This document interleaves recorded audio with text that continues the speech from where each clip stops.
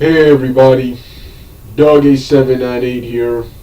This is my review of Spider-Man and His Amazing Friends. This is the first in a series of Spider-Man reviews. I was originally gonna do this video shortly before the release of Amazing Spider-Man 2, but I never got around to doing it. This is gonna be me reviewing my favorite Spider-Man cartoons in a specific order. I'm gonna start off with my favorites to least favorites, and the very first one I'm going to start off with is Spider-Man and His Amazing Friends. Just got done watching a couple of episodes on YouTube, and this show is way better than I remember. This show is awesome. This is one of my all-time favorite Spider-Man cartoons. It's Spider-Man teaming up with Iceman and Firestar. Of course, everyone knows Firestar was originally supposed to be the Human Torch from the Fantastic Four, but at the time they couldn't secure the rights because I think they were planning on doing a Human Torch movie, which never came to be, and they needed and the producers of Spider-Man His Amazing Friends wanted Spider-Man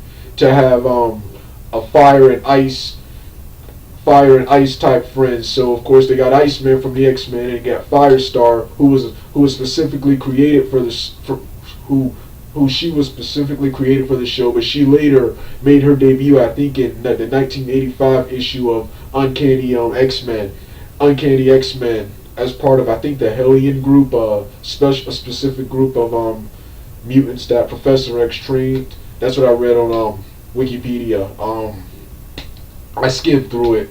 Like I said, this show was awesome. It was way better than I remember it being. While the show was, once again, this was in the 80s and it was on NBC, so this was for kids. It was trying to emulate the popularity of the Super Friends cartoons. I thought this was way better than the Super Friends cartoons, but it tried to emulate the success of those, so this was more toned down from what's his name. But despite being for kids, it doesn't shy away from violence. One of the characters, one of the bad guys, Vincent Price, who was once the former boyfriend of Firestar.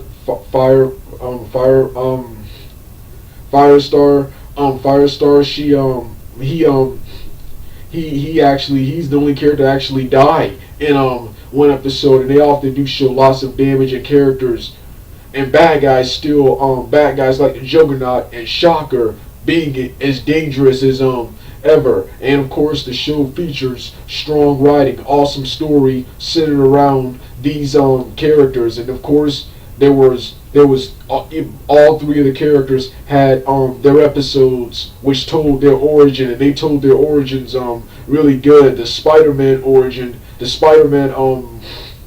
or Peter Parker's origin had probably one of the best tellings of the Spider-Man origin outside the comics, man. Outside the comics. And I also love the inclusion of other superheroes like Captain America, the X-Men, Thor, the Incredible Hulk, supervillains like Doctor Doom, the Green Goblin, Shocker, Loki, and Juggernaut. So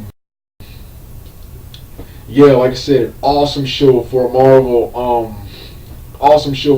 fan. I think the show lasted 3 seasons, and I think it lasted 39 episodes before being canceled. And I think this show was most recently resurrected in a Spider-Man His Amazing Friends comic. They actually did a updated modern version of the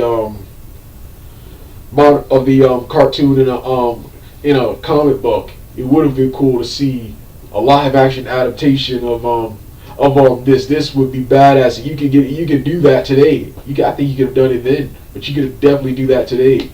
But yeah, just an awesome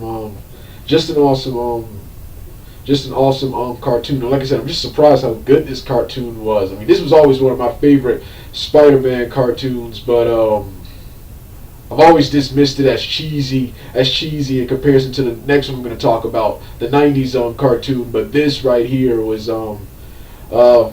freaking awesome cartoon. And of course, animation was good. Animation was superb. Of course, it's blown away by the modern Spider-Mans, but the animation was superb. The artwork, of course, is beautiful, just like the comics. Of course. And then, of course, the voice acting was superb.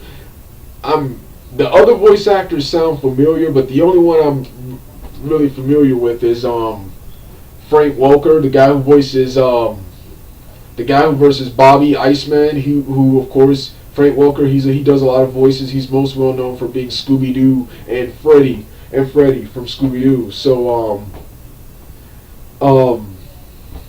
awesome voice acting, and of course action sequences are pretty well done despite the budget and of course the censorship. Since the censorship, we couldn't get any good fisticuffs from Spider-Man. We mostly get cool web tricks, energy attacks, and superpowers,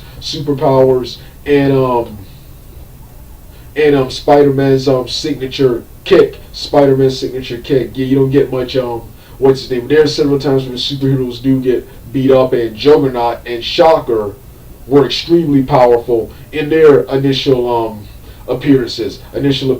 See, they toned stuff down. Like Goblin didn't have his glider, and his bombs and what's his name. He had a more elaborate scheme in this. So yeah, they had to tone them down. But Shocker and Juggernaut were hugely powerful, and especially Shocker, who in most versions I see of Shocker, he's usually a formidable opponent, but he's always beaten by Spider-Man. He's always just seemed to be a guy working for a hitman for mob bosses and just an opponent for Spider-Man. Here, in Spider-Man His Amazing Friends, he beat Spider-Man's butt so bad and caused so much damage, he nearly forced Spider-Man to go into retirement. In this cartoon, Spider-Man and His Amazing Friends, and Juggernaut was pretty damaged too. Spider-Man had a hard time with him. The X-Men had to come. The X-Men had to come and help Spider-Man. And of course, yeah, going back to the X-Men, they had 2 episodes, I think 3 episodes featuring the X-Men. There was the X-Adventure where they stopped Firestar's former boyfriend Vincent Price, which this lineup included Wolverine, some Indian guy, Kitty Pryde, I think Kitty Pryde, Nightcrawler, and of course Cyclops and Colossus and Professor X. Then of course there was the other X-Men appearance where they told the origin story of Firestar. Then another one where they told the origin story of Iceman. Then of course there was Captain America appearing in 2 episodes. The episode I remember the most is the episode featuring the Kingpin, where Kingpin hypnotizes Captain America and Iceman to commit crimes. Then of course there was Thor appearing in the Vengeance of Loki. Then of course there was so yeah, like I said, a really awesome cartoon. So thankful that the YouTuber uploaded so I can watch it. Well, this was my first in my series of reviews of the Spider-Man animated series. Alright, Doug out.